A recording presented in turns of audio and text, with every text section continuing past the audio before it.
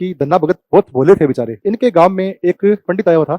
वो क्या करता था पंडित, भगवान का पाठ करता था, ठाकुर जी का पाठ करता। इनको बहुत अच्छा लगा यार, ये बड़ा सही है, मतलब वो जाके बैठते रोज पाठ सुनते, इनका मन लग गया उस चीज में। तो फिर पाठ पूरा करने के बाद वो पंडित थोड़ा पखान पंडित था, बस पूजा करने के लिए आया, पैसे वैसे लेके चल दिया।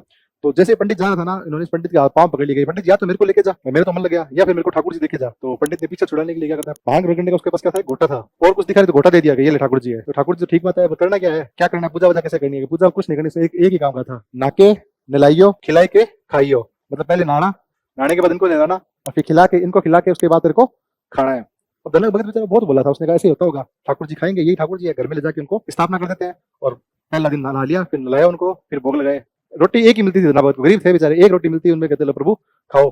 अब गोटा तो कहाँ से खाए, एक दिन हो गया नहीं खाई, दूसरे दिन खुद भी भूखे रहा। तो पक्का प्रण का पक्का था धन्ना भगत की, भाई अगर जब तक प्रभु नहीं खाएंगे मैं नहीं खाऊंगा। एक दिन खिलाया नहीं खाया, दूसरे दिन फिर नई रोटी बनाई, फिर आगे परोसी, फिर नहीं खाई। ऐसे करते करते 6 दिन बीत गए। 7वां दिन आया, धन्ना भगत के भूखे मारे जान निकल रही है, और उसको सबसे ज्यादा गुस्सा इस बात का कि मैं तो नहीं खा रहा, प्रभु भी नहीं खा रहे मेरी वजह से। तो ज्यादा गुस्सा किस पे, प्रभु पे, कि आप क्यों नहीं खा रहे मेरी वजह से। तो उनको ऐसा लगता था कि जैसे ही पंडित देके गया ना, तो पंडित से बिछुड़ गए हैं बेचारे, इसलिए उदास है, पंडित दे गया, उदासी में नहीं खा रहे। तो फिर कहते हैं प्रभु आप नहीं खा रहे, 7वें दिन की बात है, प्रभु आप नहीं खा रहे तो मेरा जीवन ही व्यर्थ है।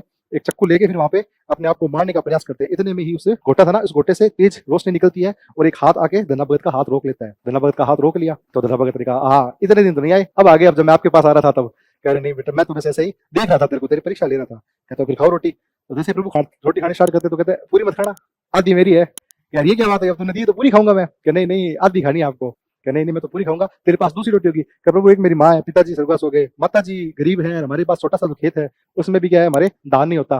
तो दान कहाँ गया, तेरे पास बीज थे, बीज क्यों नहीं रोपे तूने। कि प्रभु बीज तो एक मांगने वाला आया था, मैंने उसको दे दिए। बीज दे दिए सारे, रोपने वाले दान, जिसमें दान बोते हैं ना, वो बीज भी दे दिए। हाँ दे दिए। तो अब क्या करें। तो प्रभु को कहते हैं कि भाई और कुछ नहीं तो बीज लाके तेरे खेत में काम करवा लिए। काम करवाने के लिए पैसा चाहिए, पैसे के लिए मजदूर चाहिए, ना तो मेरे पास पैसा है ना मेरे पास मजदूर है। कि ठीक है, आज से मैं तेरा मजदूर बनता हूँ। तो भगवान उसके खेत में मजदूर बने।